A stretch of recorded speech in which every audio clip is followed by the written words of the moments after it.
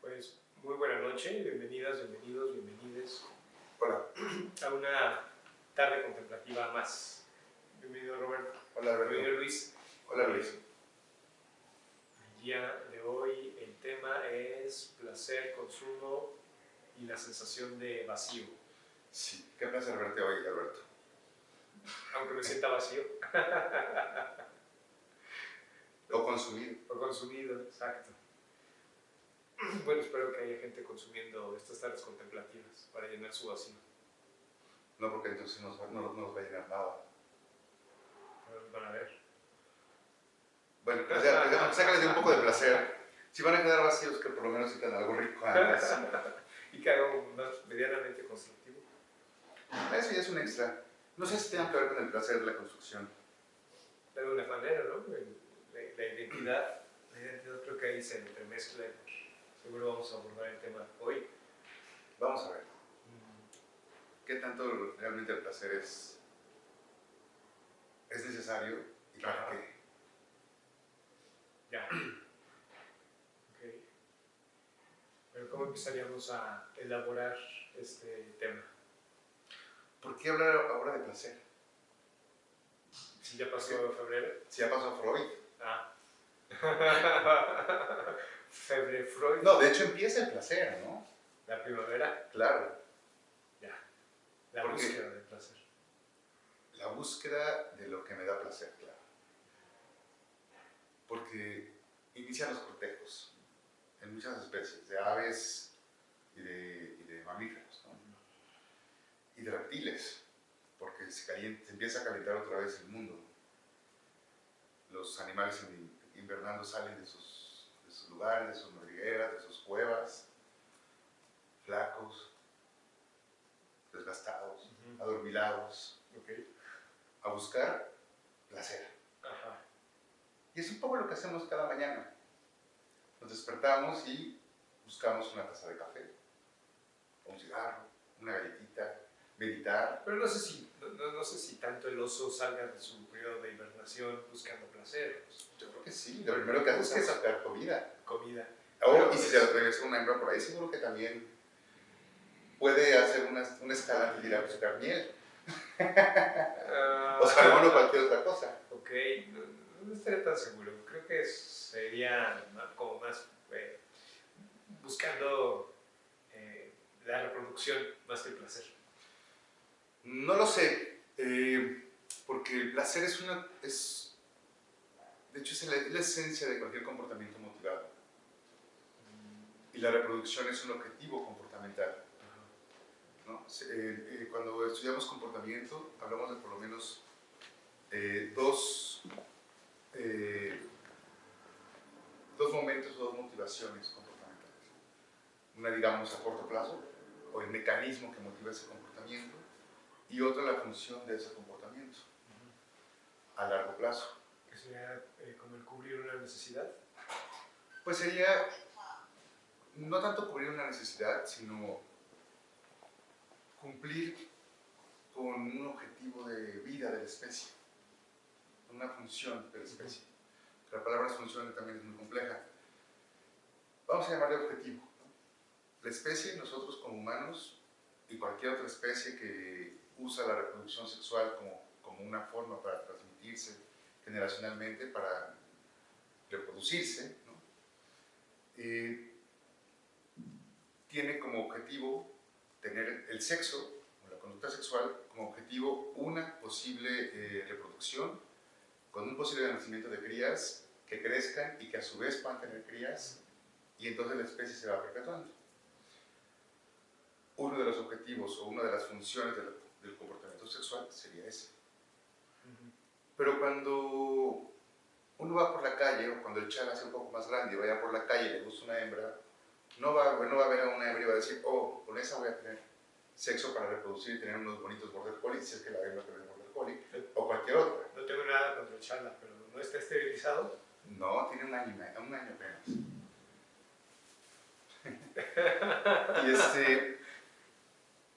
y el animal no va buscando eso, y nosotros tampoco.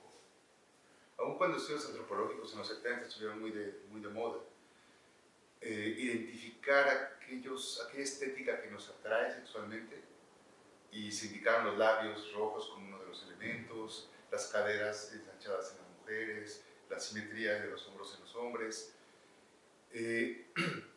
Aun cuando esos elementos son identificados como atractivos, no vamos por la vida viendo o midiendo las caderas de alguien o los hombros de alguien para saber si va a heredar ciertos genes o no. Me parece que hay hombres que con las miradas que echan sí están midiendo Exacto, centímetros. porque les gusta, ¿no?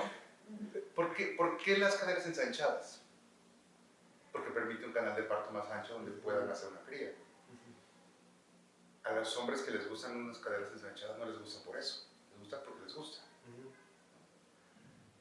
El mecanismo que echa a andar ese comportamiento que como función evolutiva tiene la reproducción es algo diferente a la evolución, es algo diferente a la función evolutiva, es el mecanismo por el cual se echa a andar. Y ese mecanismo es el placer. Ok. Pero, el placer no solo está circunscrito a la práctica sexual. El placer proviene de muchas otras prácticas. La comida, los estímulos sensoriales a nivel visual, a nivel auditivo, la música. Y el tema de hoy es como esta conexión entre el placer, el consumo y la sensación de vacío. Imaginémonos en los inicios de nuestra vida bípeda, ¿no? Los seres humanos cuando comenzamos a caminar en dos piernas, ¿no? De hecho en piernas propiamente dichas, ¿no? Ya no teníamos. Tenemos dos piernas y empezamos a caminar erectos. Ya con las manos más libres, ya podíamos llevar alguna herramienta que nos permitiera agarrar un fruto o algo más. Una manzana. Preciso, como una manzana, por ejemplo. O treparnos a un árbol, porque entre las manos más libres todavía sabíamos medio trepar. ¿Y qué pasaba si encontramos una fruta dulce? Pues la comíamos. Y encontrar una fruta dulce no era tan fácil. Dependía del momento de la estación, de la zona, de las lluvias que hubiera habido, de alguna catástrofe natural que hubiera habido. Necesitábamos un sistema que, al identificar algo altamente nutritivo y altamente enriquecedor para nuestro cuerpo, se reforzara tanto que lo buscara todo el tiempo. Y lo consumiera, porque no sabes cuándo se lo volverá a presentar. Con el sexo pasa lo mismo. En cuanto se presenta una oportunidad la tienes que aprovechar porque no sabes cuándo se va a volver a presentar. Claro, preguntar a los gorilas. Pregúntale a los gorilas de mis compadres. A los chavos de prepa cuando van a ver la primera vez. Con el sexo pasa lo mismo, con la comida pasa algo similar, con las sustancias psicoactivas también.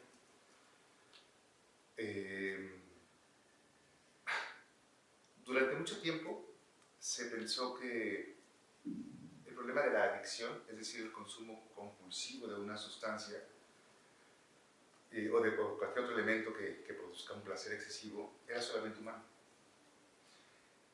Y cuando se mostró en los animales, y se notó que los ratones y algunas otras especies podían también desencadenar una adicción, una crítica muy importante provino de la artificialidad con que lo hacían.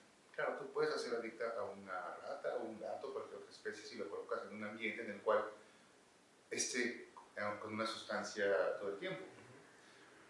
Pero es muy difícil encontrarlo en un hábitat natural. Pero este año salió precisamente un artículo que muestra que los chimpancés, los pantrolodipes en África, en vida libre, hay un momento del año en que consiguen frutas fermentadas, caídas de los árboles, y las consumen, y pueden estar a con un nivel de alcohol equivalente al de un humano cuando ya no pasa el alcoholímetro todo el tiempo. No lo sabíamos porque nunca habíamos medido el nivel de alcohol en sangre de los chimpancés en la selva. Pero parece ser que también ellos. Sí. Los monos verdes en las islas San Kitts y Nevis, originalmente africanos, los Ecopithecus aethiops, ¿no? Casi entre la franja entre el África subsahariana y sahariana, cuando vinieron en la colonización en América y los dejaron en las islas del Caribe, pues se dieron vuelo porque no tenían praderas naturales. Y actualmente se siguen dando vuelo porque van a los hoteles de los turistas de la isla, ya que está bajando el sol y se van, y llegan a los bares al aire libre, en las playas, y se toman los restos de bebidas alcohólicas que están ahí, ¿no?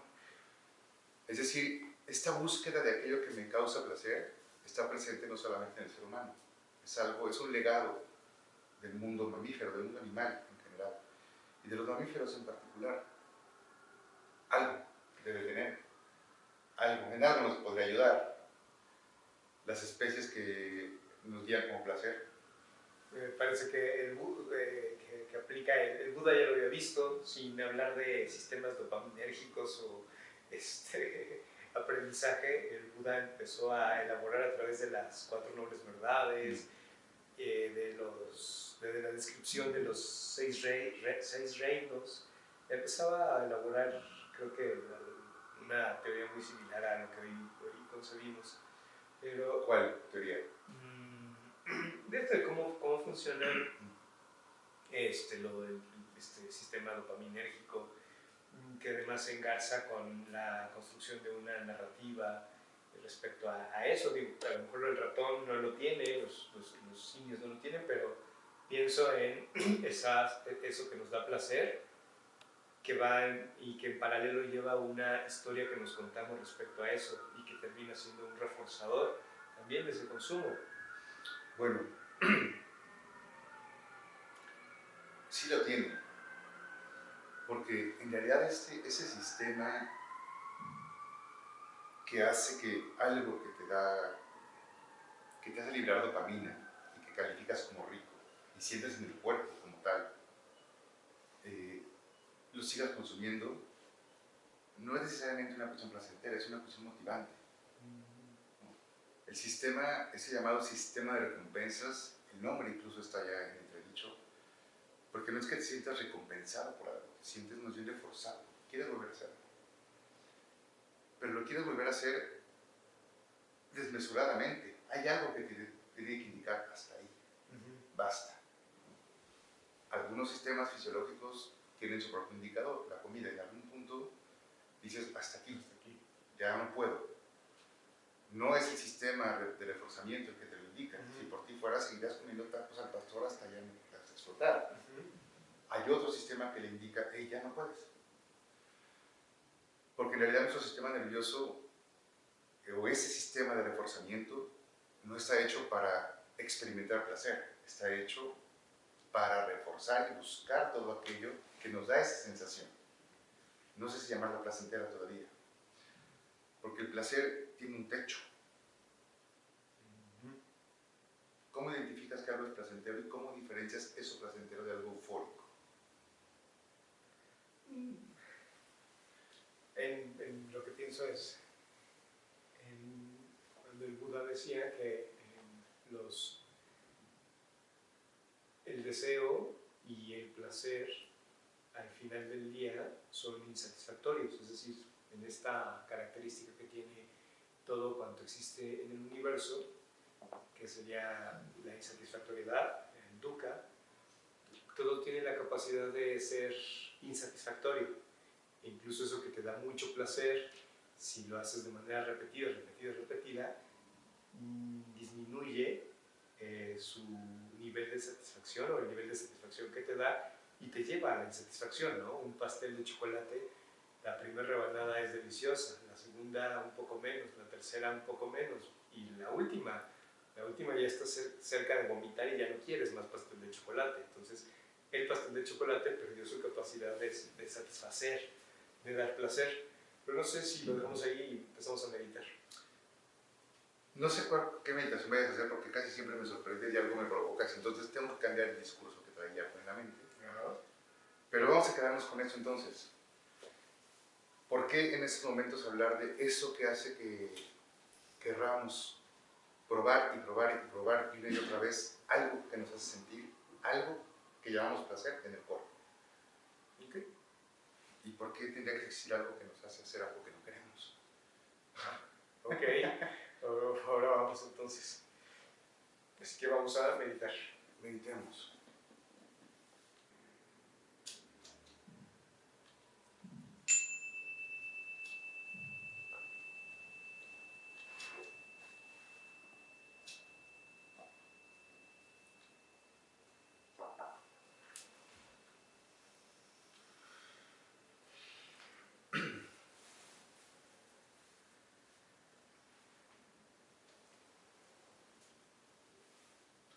sentiste al meditar placer, bienestar, algo más? Pues no siempre. Y creo que hoy es uno de esos días, porque al traer tapada la nariz por la alergia, dirigir la atención a la respiración o estar en este estado de calma, donde es más perceptible que no estás respirando, no lo vuelve una sensación, una experiencia del todo agradable. Me imagino. Esta experiencia a mí me indica cosas importantes en torno a lo que estamos hablando hoy.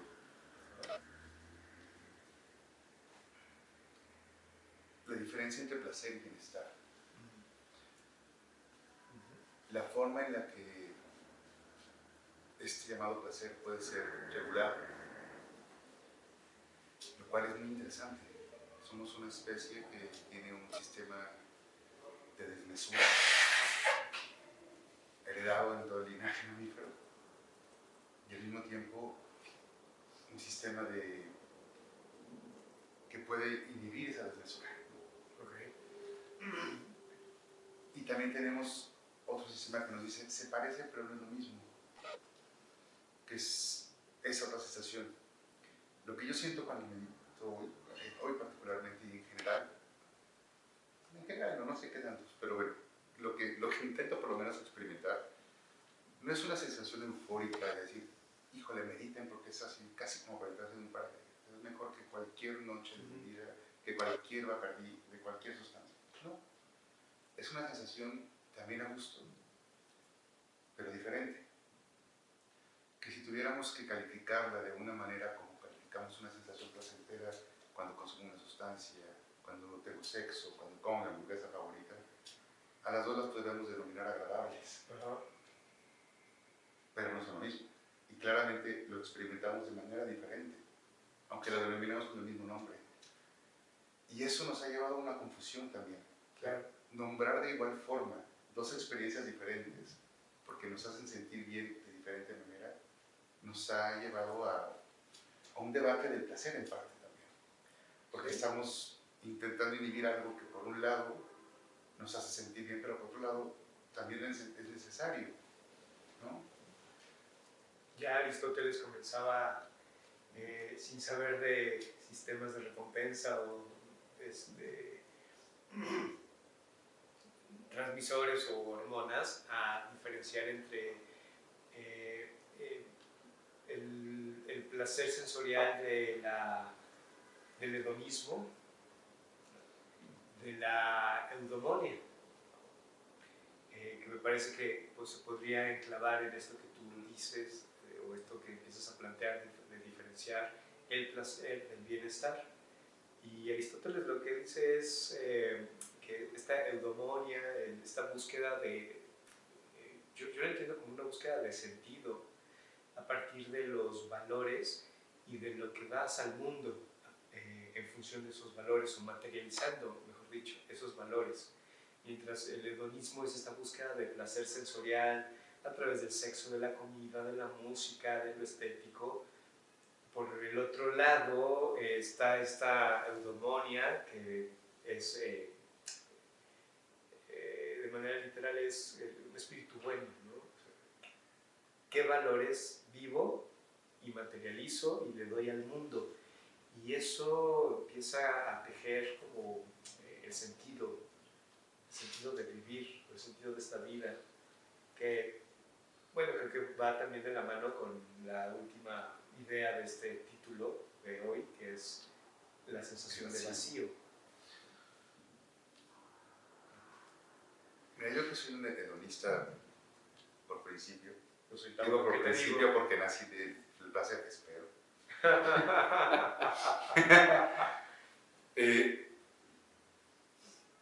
Creo que el hedonismo y el eudomonismo, el placer y el bienestar sí son cosas diferentes, pero también van muy vinculadas. Y nosotros como seres humanos, que tenemos la capacidad de denominar por nombres, que a su vez tienen definiciones diferentes, a experiencias que tenemos, pues es una herramienta con la cual podemos diferenciar experiencias, pero también podemos dotarlas de cualidades que no necesariamente tienen, pero que necesitamos que tengan para poder tener control sobre ese concepto. Pero si volteamos a ver el linaje del cual venimos, pues vemos que también se presentan otras especies que no tienen esa capacidad de nombrar. Por ejemplo, preguntabas sobre esta capacidad para inhibir ese placer, ¿no? Si es desmesura, si es un placer, un sistema de reforzamiento nervioso que hace que todo el tiempo estemos buscando sensaciones de euforia, que lo inhibe. En el ser humano tenemos esto que vivimos hoy, por eso me gusta tanto, porque experimento una sensación de bienestar que también puede estar bajo mi control, con un foco cognitivo. En el caso de los animales, de algunas especies sucede algo parecido. En los años 70, finales, mediados, cuando se identificó este núcleo, llamado núcleo accumbens, en el centro del cerebro, que al estimularlo provoca que el animal consuma o solicite esa estimulación, y se denominó el núcleo del placer. Creían que habían encontrado la respuesta a la adicción.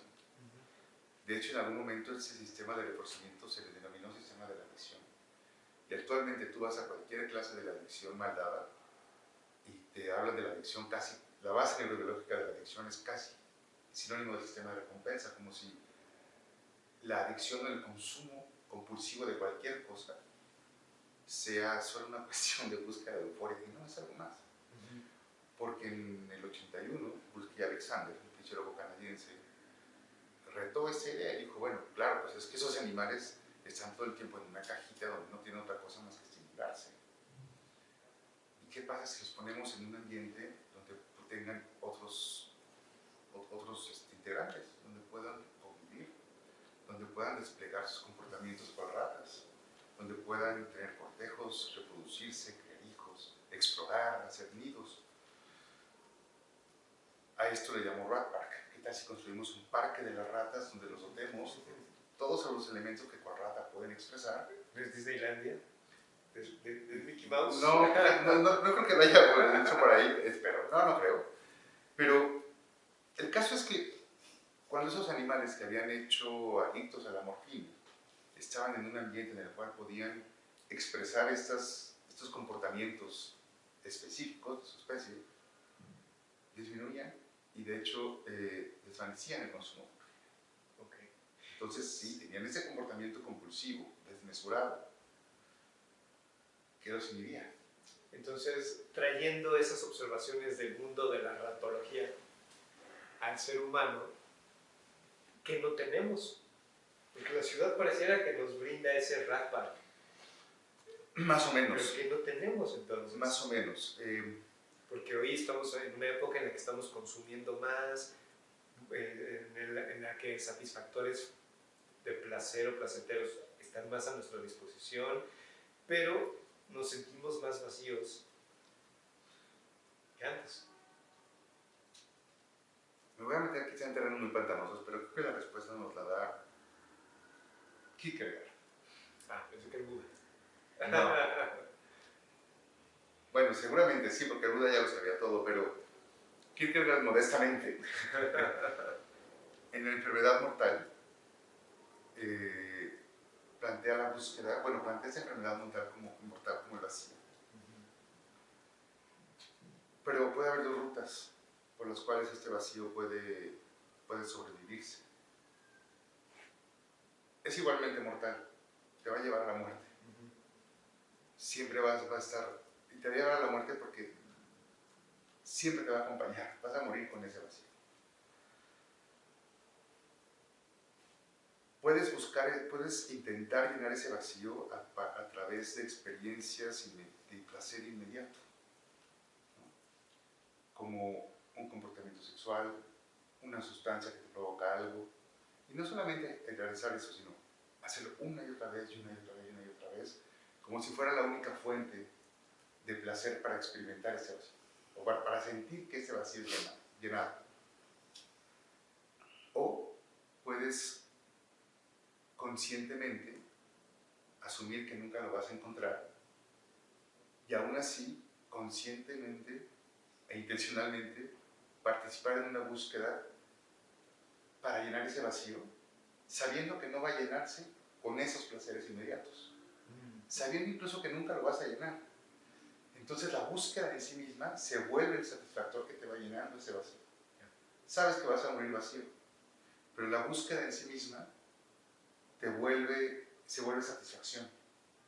Y eso es bien interesante, porque el sistema de recompensas que dijimos al principio es un sistema de búsqueda, porque facilita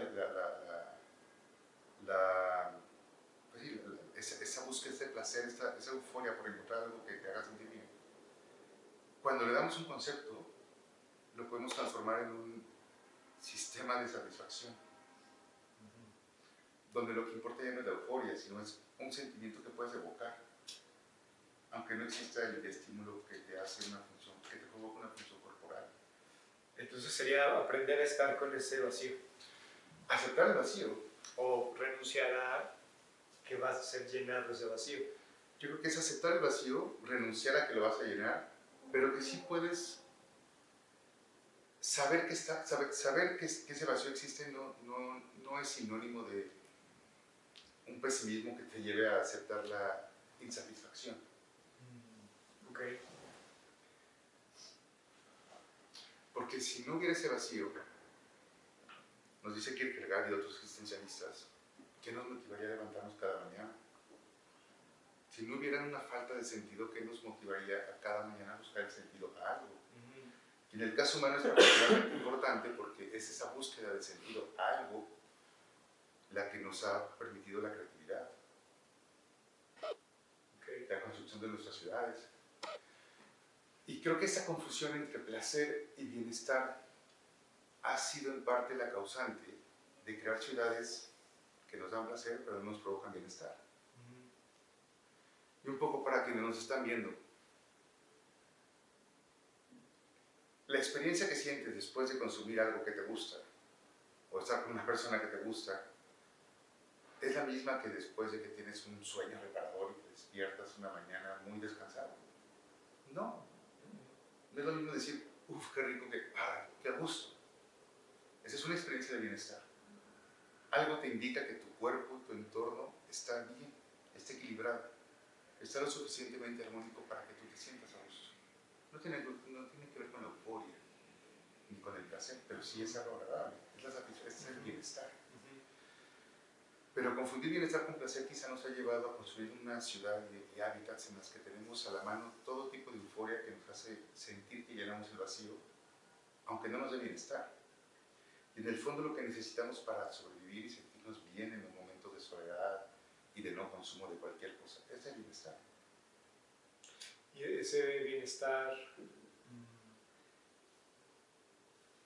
es la eudemonia. Es la eudemonia aristotélica, que en elaboraciones más actuales, en esto de los rasgos del bienestar de Ryan Hidesi o de propio Stephen Hayes en la terapia de aceptación y compromiso, pues sitúan el bienestar que viene de los valores, de vivir de acuerdo a tus valores. Sí, aunque yo siempre me voy contento en esas partes, porque también los humanos somos una especie muy extraña, porque confundimos placer con bienestar y luego confundimos bienestar con moral. Entonces, muchos de los valores que nos han permitido regular o vivir esta búsqueda de satisfacciones también se han convertido en candados.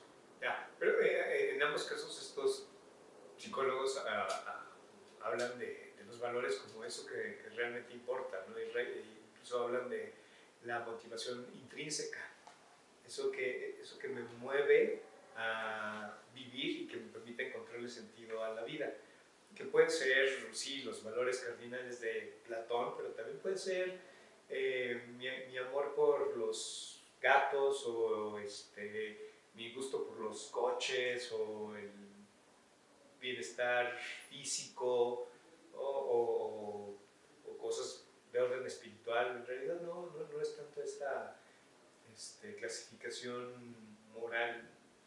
No sé, yo creo que los humanos ocupamos la moral para eso. Bueno, es que la moral es cambiante. Ese es el punto. Por eso hay que discutirlo a cada rato. Ajá.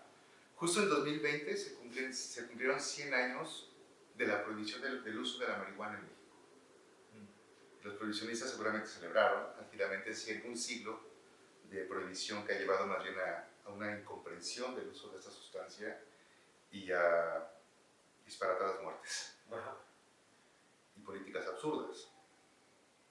Porque un bienestar que intenta resguardarse desde el gobierno con una buena intención y con una noción de realmente de mantener a los jóvenes, a toda la gente en el mayor bienestar posible, se tradujo en una ilegalidad. En una ilegalidad motivada por una noción de adicción que dependía de tu moral. Las personas con adicciones eran adictas porque eran inmorales. Su moral estaba lo suficientemente débil para no tener la voluntad de decirle que no a ese vicio. Pero la moral imperante establecía esos juicios. Claro. Y no cambió mucho cuando se modificó la noción de adicción a un problema de salud en los años 70, principios de los 80. Ya es una enfermedad, ya no es algo moral. Pero igualmente te lo prohíbo porque yo resguardo tu bienestar y tú no tienes derecho a buscarlo. Para entender la evolución de las drogas en México, aquí cabría un anuncio o un par de recomendaciones de 2 libros. ¿No? Nuestra historia narcótica, de Froilán Enciso.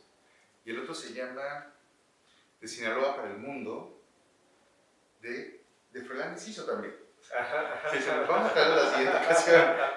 De hecho, podemos invitarlo un día a que hable de sustancias, ¿no? De sustancias, de historia. Y de la meditación. Y por ejemplo, el budismo también prohíbe, no lo prohíbe, porque no creo que su palabra sea prohibir, pero aconseja. No usar sustancias psicoactivas.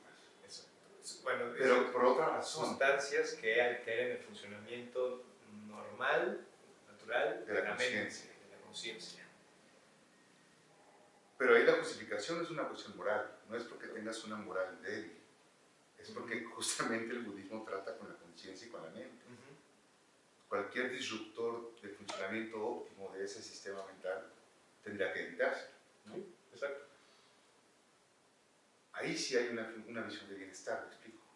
A ver, vamos a mantener lo más intacto que conocemos ese sistema, o esto que llamamos mente, porque en eso es lo que usas, es tu materia prima para alcanzar el nirvana, ¿no? Sí. Que es diferente a no lo uses porque está mal. Totalmente. O no lo uses porque te puede hacer daño aunque no sepas por qué. Entonces, yo pienso que el bienestar es la búsqueda que tenemos que todo el tiempo tener. Es la búsqueda que nos puede llenar el vacío aceptando que no lo vamos a llenar.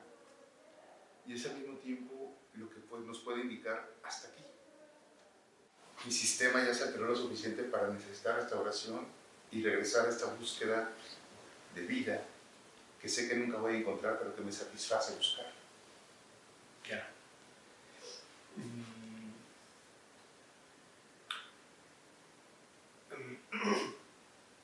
Me parece que como la piedra o las piedras angulares de la filosofía budista son las 4 nobles verdades, o las 4 opiniones respecto a cómo funcionamos según el Buda, y que tiene que ver con el sufrimiento.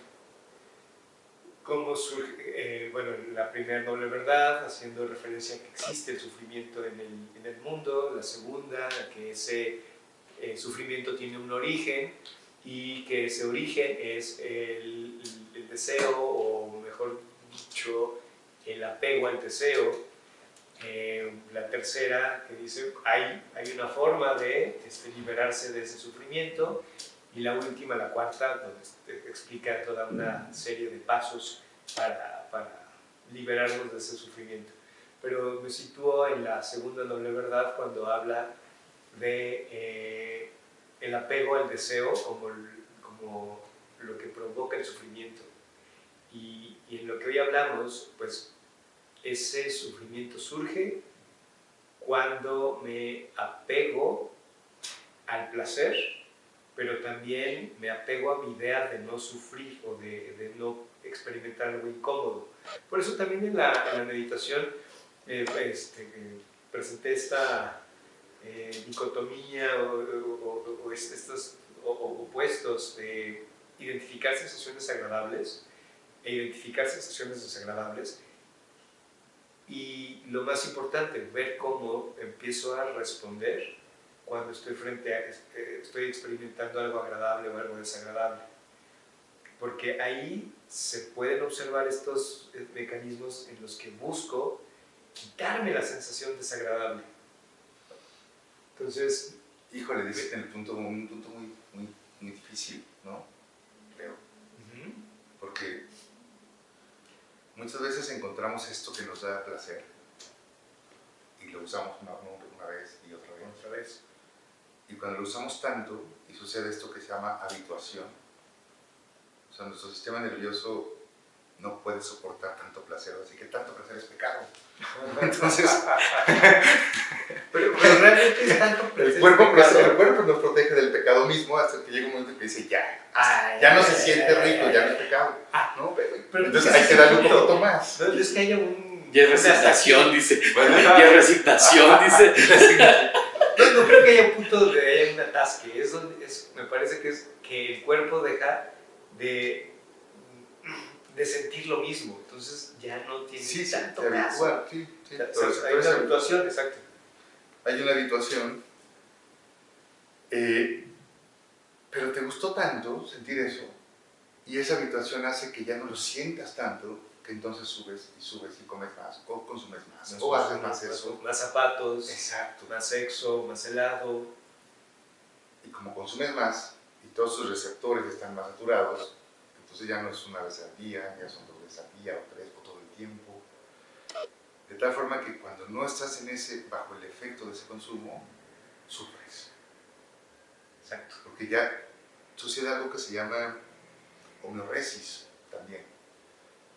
Cuando el cuerpo se desequilibra, que puede ser por algo que nos causa daño, por un exceso de placer se desequilibra, como puede ser el uso de una sustancia o de algo que altere nuestro sistema de tal forma que nos hace sentir eufóricos, pero lo hacemos una vez, y otra vez, y otra vez, y otra vez, y se habitúa, y subimos dosis, y subimos comportamientos, y subimos frecuencia, pues llega un punto en el que nuestro cuerpo aprende a vivir así. Ese desequilibrio, ese rango de desequilibrio es nuestro equilibrio. Nuestra homeostasis siempre va a ser desequilibrada. Nuestro equilibrio va a ser el desequilibrio. Sí. Cuando no estamos en ese desequilibrio, nuestro cuerpo está desequilibrado de su equilibrio y sufrimos. Y entonces ya no consumimos por el placer, entonces para evitar el dolor. Entonces hay un sistema que funciona a nivel neurobiológico que se encarga de explicar este apego al deseo. Me apego al deseo de volver a sentir eso. Y entonces eso me mete en un bucle interminable donde busco volver a repetirlo, pero cada vez esa experiencia placentera se va haciendo más pequeñita, lo cual me lleva a consumir, y cuando no estoy consumiendo viene una sensación desagradable que no quiero sentir, y entonces busco ir a consumir. De modo que tanto lo agradable como lo desagradable nos empuja en este tipo de conductas. Exactamente. Estamos jodidos. Pues depende, porque si es muy así, siempre hay algo que te lo pueda minorar. Justo para estas crisis existenciales y para para paliar un poco el sufrimiento que implica esta búsqueda para llenar el vacío, tenemos que repensar nuestra relación con lo químico y en general con todo lo que nos permite experiencias placenteras. El uso de psicodélicos, por ejemplo, homopsicodélicos, hay una propuesta, ¿no?, de Wilkenman, un antropólogo, que dice es que quizás fue el consumo de psicodélicos lo que permitió un boom en la evolución humana. porque junto con esa experiencia de bienestar que provoca el psicodélico se abría una forma diferente de percibir el mundo y crear nuevas maneras de comprenderlo. Yo no creo que haya sido tan importante como para marcar o haber sido un hito de la evolución, pero sí creo que nos da una forma diferente de relacionarnos con lo químico. Y cuando exploramos que otras especies animales también tienen comportamientos similares, nos llevan a interrogarnos nuestra relación con lo químico y en general con el placer.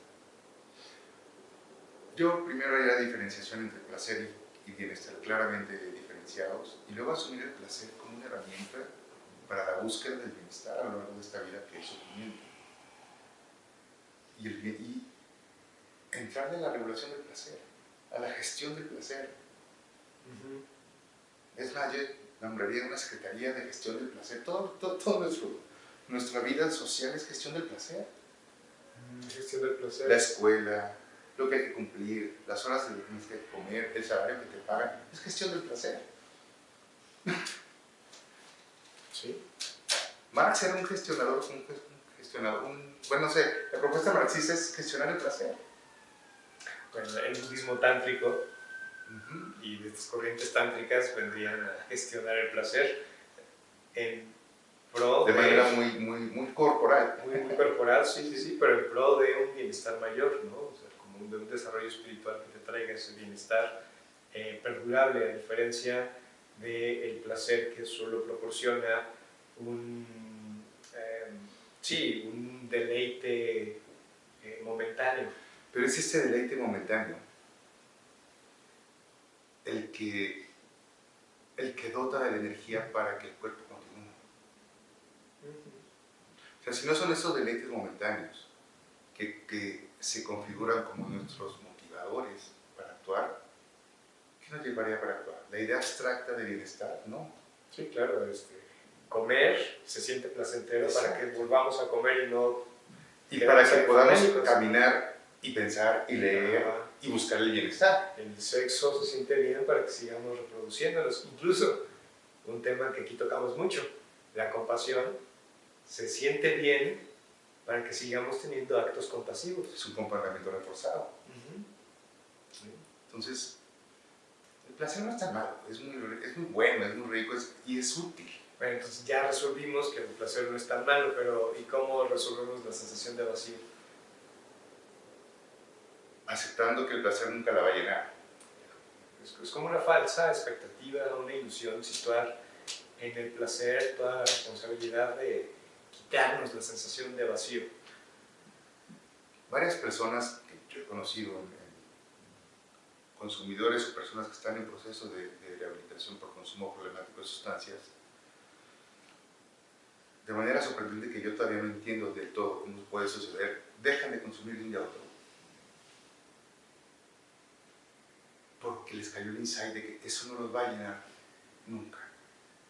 Porque entendieron que, aunque llevan años consumiendo, nunca van a sentirse del todo completos. Ahí están casi iluminados. Y dicen, ya no quiero esto. ¡Wow! ¡Pum! De un día a otro. Personas de 25, 30, 40 años que llevan 15, 10, 5 años consumiendo. ¡Wow! Y lograr ese y de repente les cae ese insight una noche o un día caminando. Dicen, hasta aquí. No todas las personas logran hacer eso. Son budas. Pero si hay humanos que logran hacerlo, compartimos como humanos ciertos sistemas cognitivos, fisiológicos, afectivos, entonces hay una posibilidad de que así funcione la forma de nosotros. Pienso que el trabajo contemplativo busca eso, que nos demos cuenta que el estar correteando el placer, estar correteando lo que es agradable y estar huyendo de lo que es desagradable, de lo que no nos gusta, de lo que nos incomoda, no es el camino, no nos va a llevar a ningún lugar, porque la insatisfacción del dukkha está ahí, ¿no? Esta cualidad que tiene todo de ser insatisfactorio en algún momento. Pero también el hecho de que eso que hoy nos da placer, o ese placer, también es algo impermanente, es algo que se va a acabar. Y entonces cuando te das cuenta de estas cosas, pues, entiendes que esa sustancia o que esa actividad de consumo no te va a liberar de nada. No, pero te puede dar trocitos de energía para ir caminando. Sí. Porque algo que me gusta mucho del budismo es que cuando dice sus 4 nobles verdades, son 4 nobles verdades para el mundo, para la vida, para todo. Y es difícil llegar a una propuesta que realmente pueda comprender todo. En ese caso, todo el comportamiento, ¿no? Humano, por lo menos. Pero los humanos somos muy tramposos y selectivos, entonces usamos esas nobles verdades para comprender lo que queremos comprender y no para otras cosas en las que se pueden aplicar y no las queremos aplicar. Por ejemplo, los hijos. Tener hijos seguramente puede ser insatisfactorio porque sabes que un día te van a causar cosas terribles y dolores de cabeza, porque sabes que se pueden morir y te va a causar mucho sufrimiento. Yo no contemplo un dolor más fuerte que perder un hijo, por eso puse este caso. Y eso no es una razón para que nos inhiba a tener hijos, porque tener hijos es parte de lo que nuestra especie necesita, como cualquier otra especie, como puntos de energía para continuar como especie, como linaje. Y muchas cosas de las que hacemos en la vida no se inhiben no porque nos causan sufrimiento o porque no nos vayan a causar la satisfacción total. ¿Por qué si aplicamos ese razonamiento para unas cosas y no para otras? Es que la experiencia de los hijos también tiene elementos que brindan satisfacción, que eventualmente brindarán placer. O sea, ahí es una experiencia equilibrada de alguna forma. Como todas las experiencias humanas. Los chavos que están en situación de calle y que llegaron ahí por un consumo tan problemático en sus casas que tuvieron que salir y terminar viviendo en la calle, pensaríamos que solamente están consumiendo por esta euforia o este placer buscado y por paliar el dolor que se sienten ya no experimentados. Pero no, también llegan a tener experiencias muy profundas de la vida en calle que los lleva a reflexionar en la satisfacción y el bienestar y cambiar su vida, incluso manteniendo el consumo. Entonces, yo creo que, siguiendo aquí cargado otra vez, el placer puede ser muy mortal si no lo asumimos como parte de nuestra búsqueda de bienestar.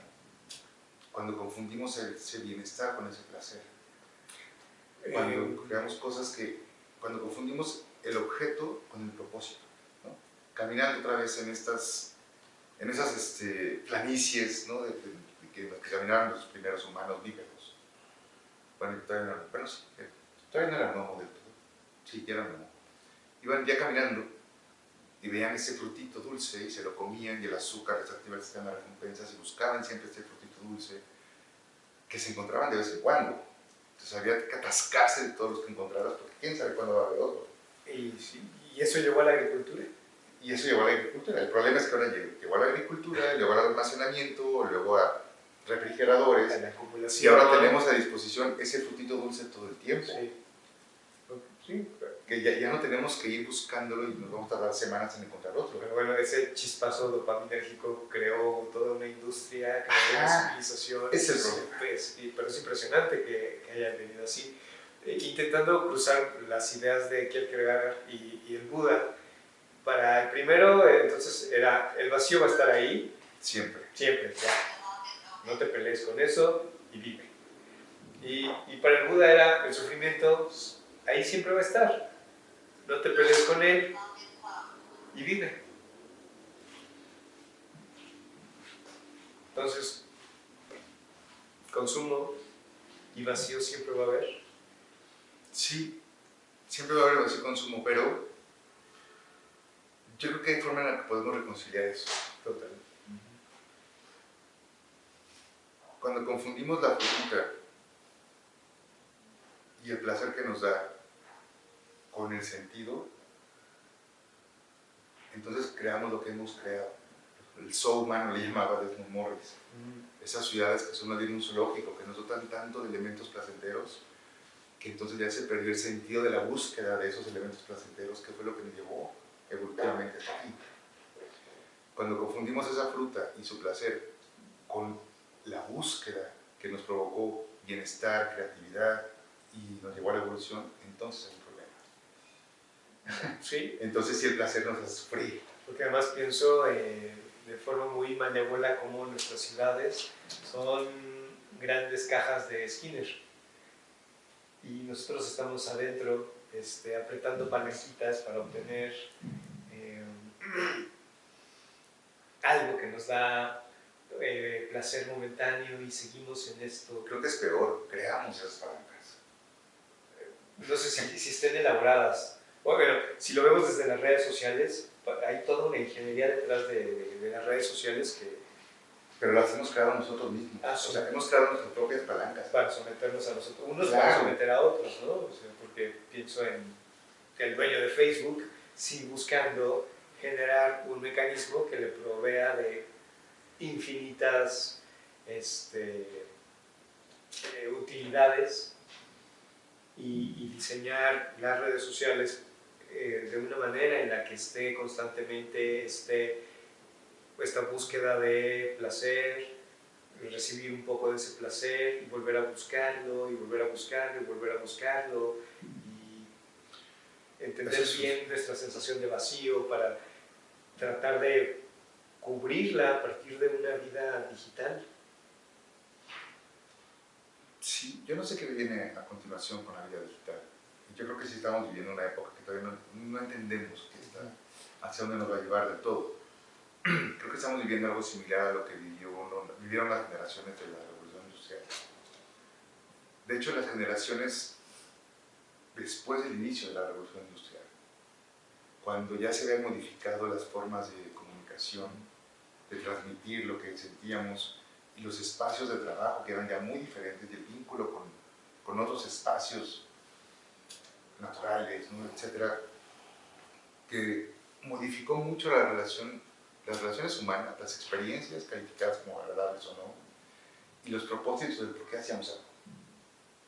La Revolución Industrial comenzó a modificar el propósito del trabajo. Ya no era solamente tener los elementos que me permitieran comer, vivir, sino ahora los que me hicieran sentir confort. Muchos médicos de esa época